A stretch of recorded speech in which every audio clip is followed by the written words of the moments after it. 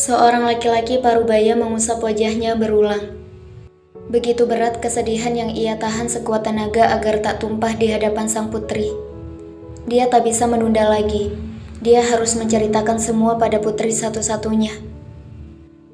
Ria, maafkan ayah yang tak bisa mempertahankan perusahaan keluarga kita. Hutang perusahaan menumpuk. Satu-satunya jalan untuk melunasinya adalah ayah harus menyerahkan perusahaan itu pada Om Andre. Ria sudah menduga. Beginilah akhir dari drama perseteruan antara ayahnya dan Andre, sahabat sang ayah. Entah, sekarang mereka masih pantas disebut sahabat atau tidak. Apa ada seorang sahabat yang meminjamkan uang pada rekannya untuk mengembangkan usaha? Yang entah bagaimana ceritanya, perusahaan mengalami kerugian selama 2 tahun berturut-turut, hingga hutang semakin menumpuk dan tidak bisa dilunasi. Dan apa seorang sahabat tega mengambil alih perusahaan agar hutang dianggap lunas? Ria lupa, dalam bisnis tidak ada istilah sahabat atau kerabat. Satu kesalahan ayahnya adalah terlalu percaya pada Andre dan mengira sahabatnya tulus dalam memberikan pinjaman. Ia menduga Andre memang telah mengincar perusahaan ayahnya sejak lama. Namun Ria tahu, bukan kapasitasnya untuk tahu seluk-beluk permasalahan perusahaan. Ia tak pernah tertarik segala tentang perusahaan. Ia hanya perempuan sederhana yang menyukai hujan, teh, dan buku. Kendati sejak kecil hidup berkecukupan bahkan bisa dibilang bergelimang harta, nyatanya ia tak pernah menemukan kebahagiaan bersumber dari harta orang tuanya. Dulu, ketika ia berpikir bahwa kebahagiaan bisa ditemukan. Semakin berjalannya waktu, ia menyadari kebahagiaan itu harus diciptakan, bukan untuk dicari. Ria tumbuh menjadi gadis pendiam dan tak punya banyak teman. Meski dibesarkan di keluarga berada, nyatanya ia tak pernah memanfaatkan kedudukan dan kekayaan ayahnya untuk membentuk dirinya menjadi seseorang yang disegani. Sebaliknya, ia memiliki masalah dengan kepercayaan dirinya. Ibunya berselingkuh di umurnya yang ke-12.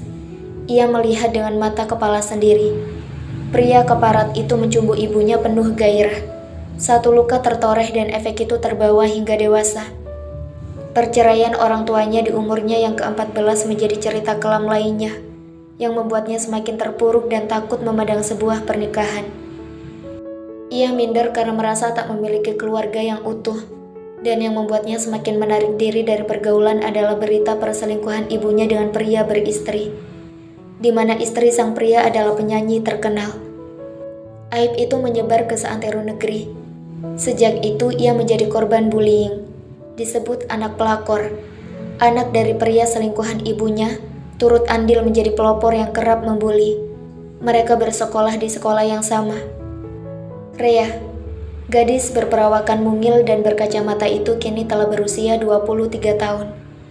Ia lulus kuliah tahun lalu, dan saat ini tengah menekuni dunia menulis.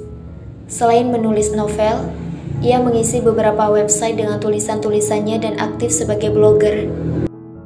Ditatapnya sang ayah dengan wajah datar. Statusnya kini berubah, bukan lagi menjadi anak pengusaha kaya, tapi anak dari mantan pengusaha. Perekonomian keluarga telah terpelanting hingga titik nol. Sang ayah berencana untuk pulang kampung dan menggarap sebidang tanah di sana. Ia ingin menghabiskan masa tuanya dengan tenang. Ada satu lagi yang harus ayah sampaikan. Ayah memikirkan masa depanmu. Ayah tak ingin kamu hidup kekurangan. Karena itu ayah bicara dengan Om Andre.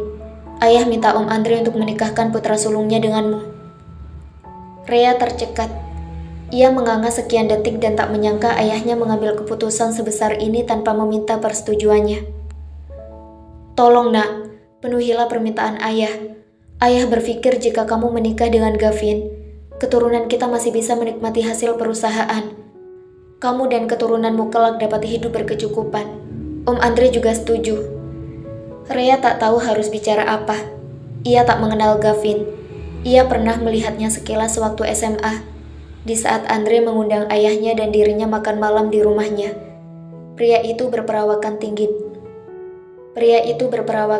tegap dengan wajah dingin dan garis rahang yang tegas. Usianya 5 tahun lebih tua darinya. Bagaimana bisa ia menikah dengan Bagaimana bisa ia menikah dengan seseorang yang tidak ia kenal dengan baik? Namun untuk menolak permintaan ayahnya, rasanya tak sanggup. Ia anak penurut dan tak berani melawan kehendak ayahnya. Sejak orang tuanya bercerai, ayahnya lah yang membesarkannya dengan penuh kasih sayang.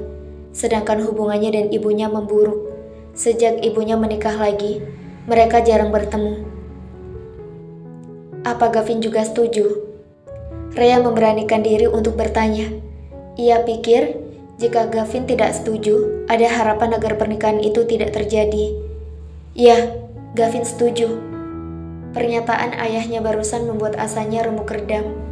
Ia tak sampai hati mematahkan harapan ayahnya yang berharap besar pada pernikahan itu. Ayahnya telah merintis perusahaan itu sejak sebelum menikah. Ia begitu mencintai perusahaannya. Tentu ada rasa berat melepas perusahaan. Karena itu ia sangat berharap putrinya menjadi bagian dari keluarga Andri, agar perusahaan itu nantinya akan tetap jatuh pada keturunannya. Jika Rhea menolak, ayahnya akan semakin berduka. Menikah dengan Rhea? Realita anak yang kurus dan dekil itu? Gavin menajamkan matanya dan bengong seketika. Tidak masalah kan, kalian sama-sama single. Meski papa sudah mengincar perusahaan Edwin sejak lama, tapi papa masih punya hati. Edwin ingin putrinya menjadi menantu papa.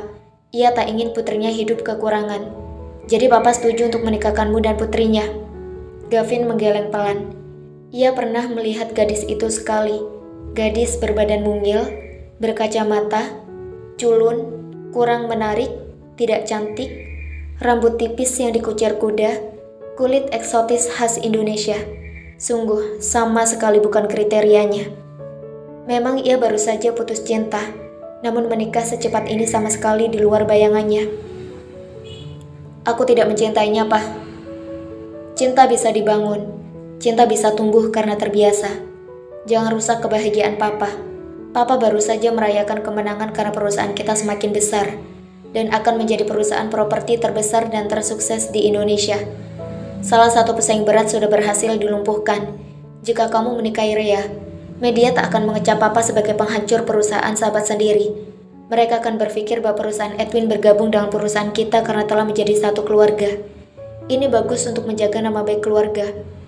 Kata-kata Andre penuh penekanan dan bernada begitu tegas. Gavin memasang tampang kesal.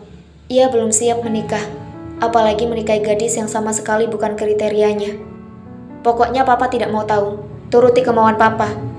Tatapan itu tepat menancap di dua bola mata Gavin, seakan mengoyak hingga ke ujung retina.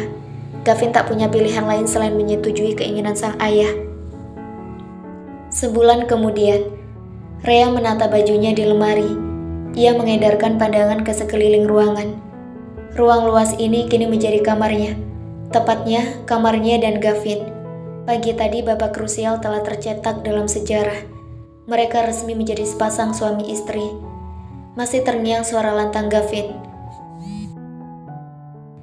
Saya terima nikah dan kawinnya Realita binti Edwin Pratama dengan mas kawin tersebut tunai. Malam ini, malam pengantinnya. Segala rasa bercampur aduk. Ada rasa cemas, takut, sedih. Dia memiliki trauma tersendiri memandang pernikahan.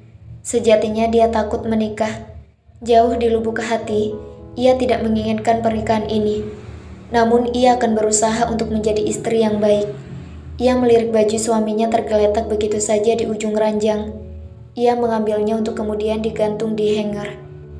Gavin yang keluar dari kamar mandi seketika memicingkan mata melihat wanita yang telah sah menjadi istrinya itu berani menyentuh barangnya. Dengan sigap, Gavin merebut bajunya. Jangan sentuh barangku, ketus Gavin. Tatapannya begitu menghujam, membuat Rhea tak berani menatapnya balik. Maaf.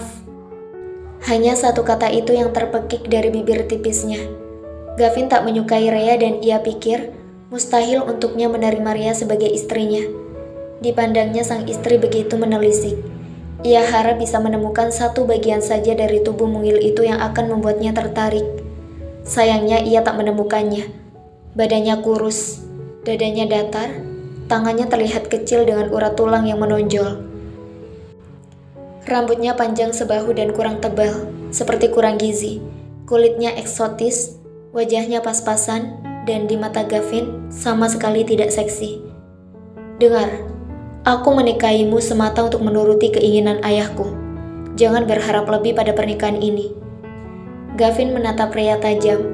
Tak ada sedikit pun simpati di matanya. Baginya pernikahannya dengan Rhea hanyalah hitam di atas putih, sekedar formalitas. Rhea mengangguk pelan, wajahnya tertunduk. Entah kenapa ada rasa takut menghadapi Gavin. Ia takut Gavin akan memperlakukannya dengan kasar. Gadis itu hanyalah tipikal gadis pendiam yang tak banyak bicara. Terkadang ia takut berhadapan dengan orang asing, atau yang baru ia kenal. Sejak kecil ia menjadi korban bullying. Fisiknya yang mungil sering dijadikan sasaran bully. Saat SMP, bullying yang ia terima lebih diakibatkan karena ulah ibunya berselingkuh dengan suami dari penyanyi terkenal.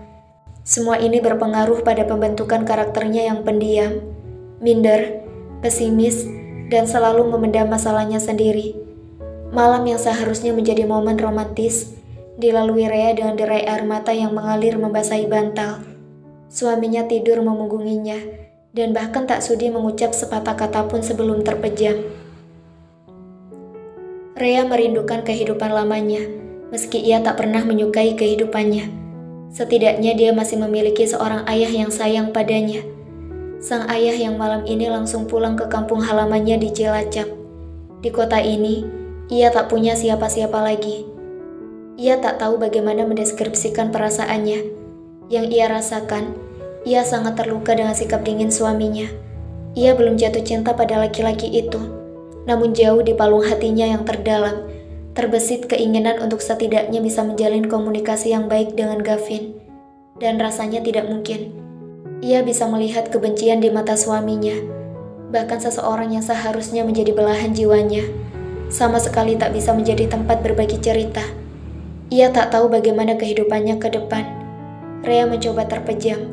Dalam tidur pun, tetes-tetes air mata itu masih berlinang senada dengan hatinya yang bergerimis. Tiada henti.